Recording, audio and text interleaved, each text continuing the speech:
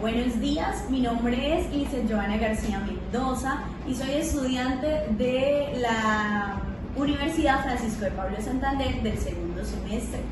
Y estoy aquí acompañada con la maestra que ella el día de hoy nos va a permitir y nos va a ayudar a reflexionar frente a algunas situaciones actualmente. Entonces, maestra, bienvenida. Nos colaboras con tu perfil, cuéntanos quién eres, cómo te llamas, cuál ha sido tu trayectoria en este proceso de la educación. Bueno, muy buenos días para todos. Mi nombre es Parley Castellanos. Actualmente soy coordinadora en la institución educativa José Aquilino Durán, sede de Nuestra Señora de las Angustias. Dentro de mi proceso de formación puedo comentarles que lo más importante en ese proceso es que soy normalista superior con énfasis en lengua castellana. Me eduqué toda mi trayectoria educativa en la Normal Superior María Auxiliadora. Por eso pues mi amor o mi pasión hacia lo que son los procesos de acompañamiento en la educación. De allí pues ya uno sale con una mirada, una visión y un proyecto de vida ya elaborado, construido y pues seguí fortaleciendo mi proceso profesional. Luego pasé a la Universidad de Pamplona a terminar mi licenciatura en educación con énfasis en artística porque amo todos los procesos artísticos.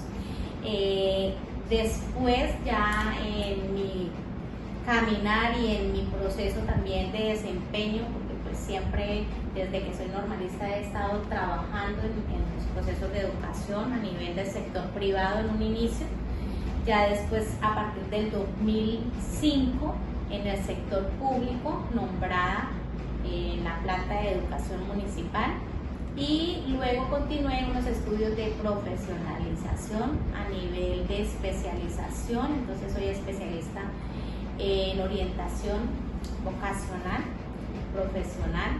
Soy magíster de la Universidad del Zulia en orientación y tengo un doctorado en educación que realicé en la Universidad Pedagógica Experimental de Rubio, la UPE. Y ese ha sido como ese caminar que en el momento pues me ha acompañado y me ha permitido realizar los procesos que desarrollo. Perfecto, profe, gracias. Ha tenido una trayectoria en este proceso educativo y de acuerdo a esto que nos menciona, profe, ¿en qué momento de su vida tú descubriste esa pasión o por qué querías ser docente? Bueno, como le comenté en el proceso de formación, siempre estuve en un colegio que desde pequeñita la mentalidad era yo quiero ser maestra, ¿sí? O yo estoy formándome para ser maestra, porque tal vez en esa época había un poquito mayor rigurosidad, hablemoslo así, a nivel de las normales, y no era que si yo estoy aquí es porque ¿qué quiero ser?, sino yo estoy aquí porque yo voy a ser maestra, desde que uno ingresa en preescolar y en primaria. Entonces la mirada de uno siempre va enfocada al proyecto de vida desde los primeros años.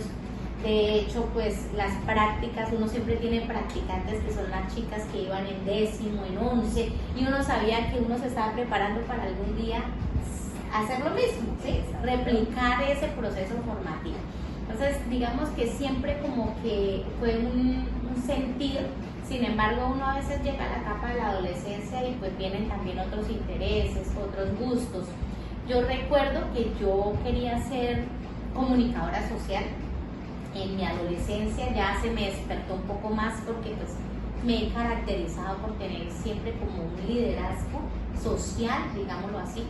Entonces me enfoqué un poquito por la parte de que quería ser comunicadora social, pero en esa época en Cúcuta era muy limitado el acceso a la educación superior en cuanto a la oferta educativa. Entonces la verdad en Cúcuta no había, y pues por condiciones de mi familia me era imposible pensar en trasladarme a lo más cercano que fuera Bucaramanga. Entonces allí ese sueño pues quedó ahí como, digamos, frustrado porque no pudiera estudiar comunicación social. Entonces vino la reforma de la normal porque en esa época se iniciaron los programas de normalistas superiores. Anteriormente uno se graduaba en 11 como normalista y no más. Pero vino la estructura en la normal, esa reforma educativa a nivel del país, donde la normal amplió 2 grados más, que eran 12 y 13, ¿cierto?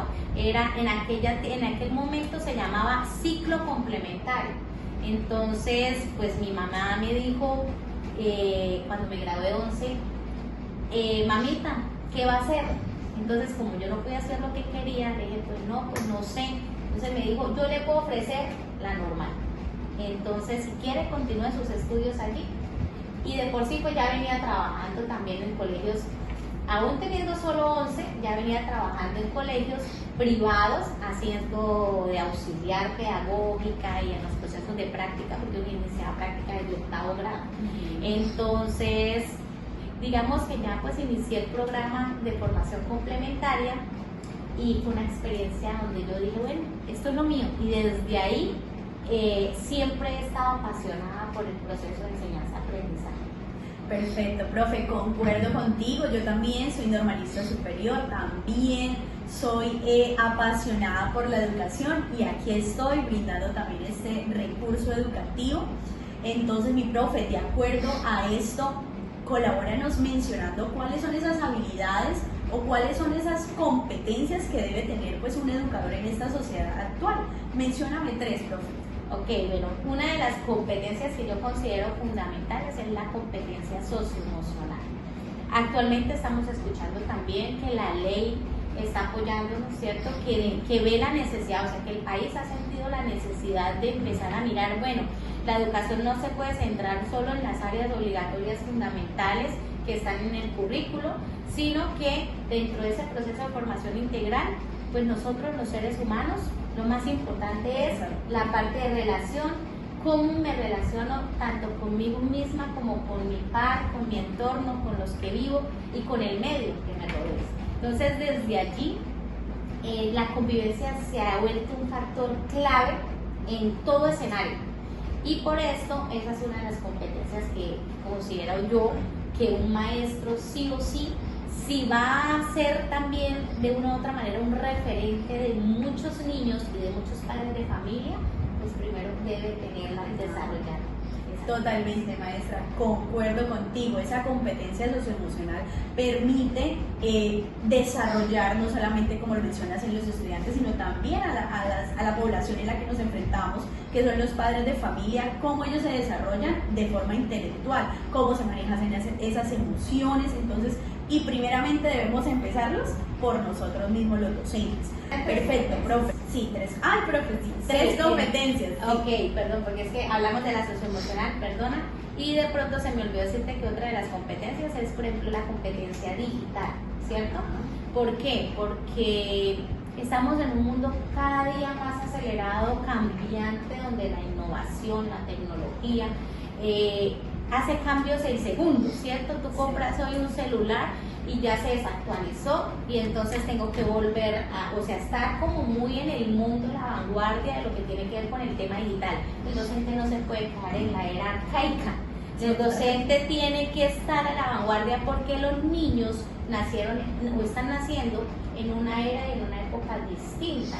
Y yo debo involucrarme en ese mundo para poder conectar con ellos desde la emoción, desde la parte socioemocional.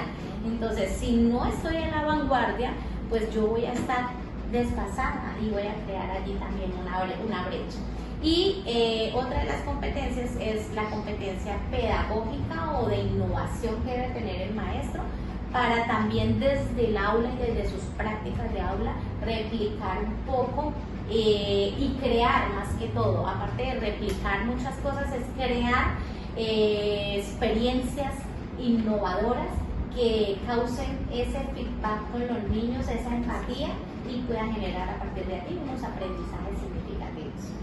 Súper bien, maestra, muchas gracias y concuerdo contigo, esas competencias son totalmente fundamentales en el proceso educativo de un docente. Para continuar, maestra, mencióname algunos aportes de la globalización en la educación. Bueno, tomando como base lo anterior, estaba hablando sobre todo lo que tiene que ver con la innovación y este mundo cambiante. Bueno, yo pienso que uno de los aportes de la globalización ha sido precisamente a nivel tecnológico, ¿no? El desarrollo de la tecnología tecnología como tal. Digamos que no es por dejar a un lado el tema de todo lo que eran las bibliotecas que uno conocía, los libros, que son maravillosos, porque yo soy de las que pienso que el contacto con un libro es maravilloso desde los primeros años de vida. Pero pues el hecho de sobre todo la comunicación como tal, ¿sí?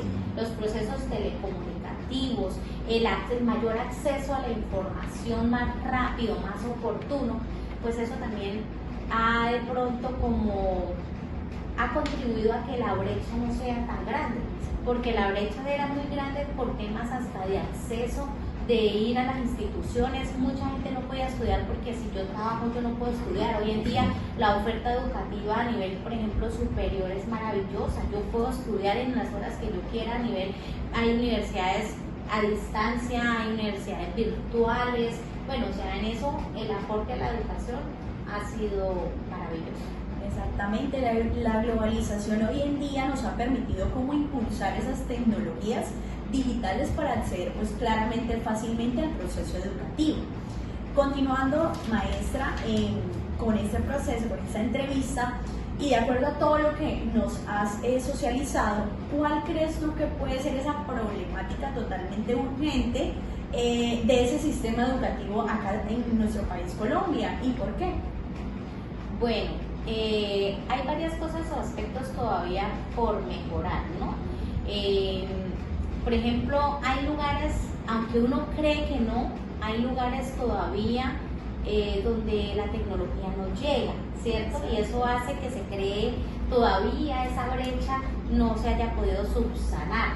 Entonces hay mucha gente que no tiene acceso a la educación y sobre todo una de las también de los problemas es la desigualdad social y económica. Entonces hay mucha gente que no cuenta con los mínimos de recursos, así se garantice desde la educación a veces los programas de alimentación escolar, pues hay gente que no tiene recursos ni siquiera para llegar y a pie les queda muy lejos. Entonces esas son una de las situaciones que se dificultan aquí. Exactamente, maestra. Una problemática que se ve, como tú lo mencionas, es esa de la desigualdad, ¿sí? De que a veces todas las personas, todos los estudiantes, no tienen como esa misma oportunidad que otras personas. Y esto pues es como esa brecha que no permite que haya una continuidad efectiva o que haya un buen progreso pues en nuestro país, Colombia.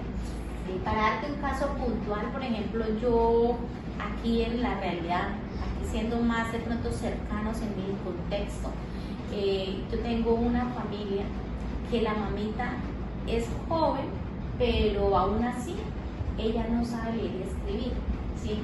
Y eso tiene 5 hijos, los 5 los tenemos aquí en la sede, y los 5 niños no han aprendido a leer y a escribir. Y ha sido una realidad en la que uno dice es difícil porque la señora, pues primero por su condición de migrante de Venezuela, segundo, una realidad social y económica terrible. Y tercero, pues no hay nadie que apoye en la casa un proceso de refuerzo, de apoyo, los niños en esta edad. Entonces, digamos que eso no está lejano, eso lo tenemos en la realidad de nuestras instituciones educativas. Efectivamente, maestra. Y connotando lo que tú nos mencionas, si tú pudieras incluir en el currículo educativo acá en tu institución, ¿cuáles asignaturas podrían ser esas? ¿Y el por qué? Bueno, primero, en el currículo estaría la cátedra socioemocional, que más que cátedra sería un proyecto, un proceso, pero constante dentro de lo que tiene que ver con el currículo de la institución, ¿sí? Que es sí o sí algo que debe estar. Segundo, puedo decirte que algunas asignaturas obligatorias, digámoslo así, deberían ser la danza como recurso pedagógico en el aula, todo lo que tenga que ver con el movimiento, porque es que a través de la danza yo puedo llegar al niño desde la parte emocional, desde su sentir y desde el movimiento, que es tan importante, puedo llegar a construir muchos aprendizajes. Entonces digamos que la danza para mí sería fundamental, lo igual que la música. Mira, la música hasta para la matemática, el pensamiento matemático y computacional, desde la música, desde los primeros años de vida, para mí sería algo fundamental. Entonces yo me iría por todo el tema de lo socioemocional y las asignaturas del arte y la cultura que son tan importantes. Sí, exactamente, como connotando también esa como problemática que actualmente, pues sí, los estudiantes se miden a través de esas pruebas, pero pues ya en el ámbito del lenguaje, de matemáticas y como esas asignaturas que son importantes, pero también no dejando de lado esas asignaturas que hacen parte y que permiten desarrollar ese pensamiento, esas habilidades de cada uno de los estudiantes que también son totalmente fundamentales. Mi maestra, quiero agradecerle la verdad, sinceramente, pues por compartir su tiempo, por darnos esas expresiones y por darnos esas experiencias y esas valiosas reflexiones en el día de hoy. Su pasión por la enseñanza, su dedicación, su compromiso, pues han hecho en mí un ejemplo para seguir, ¿sí? Reafirma totalmente, pues es mi deseo de continuar en este proceso educativo y claramente en pro a la comunidad. Muchísimas gracias, maestra. Bueno, mamita, me alegra mucho volverla a ver. Gracias. Tuve la fortuna de conocerte como estudiante, entonces realmente cuando uno ve que las personas con las que uno comparte algo en esta vida están creciendo de esa forma y están también enamoradas y apasionadas como uno de la educación, es muy satisfactorio. Entonces me alegra de verdad, de corazón. Como así para cerrar un poquito esta entrevista que tú me haces el día de hoy, entonces sería como decirle que la mirada del currículo en una institución siempre debe ser integral, ¿no? Y debe ser interdisciplinar y debe ser una mirada que no sesgue ni separe asignaturas, porque en los primeros años de vida sobre todo el currículo se basa en los procesos de lectura y escritura, ¿cierto? Pero ¿qué pasa con ese proceso? Eso no se puede segmentar a un área o a una asignatura como lengua castellana, porque yo desde el arte, en sus diferentes manifestaciones, llámese danza, pintura, llámese poesía, llámese teatro, artes escénicas, desde cualquiera de ellas yo puedo hacer escritura creativa, ¿sí? Y puedo desarrollar muchas competencias que son las que realmente necesitamos. Entonces, que la mirada siempre sea también desde. Sí, señora, efectivamente. Muchas gracias. Bueno, mamita, un placer.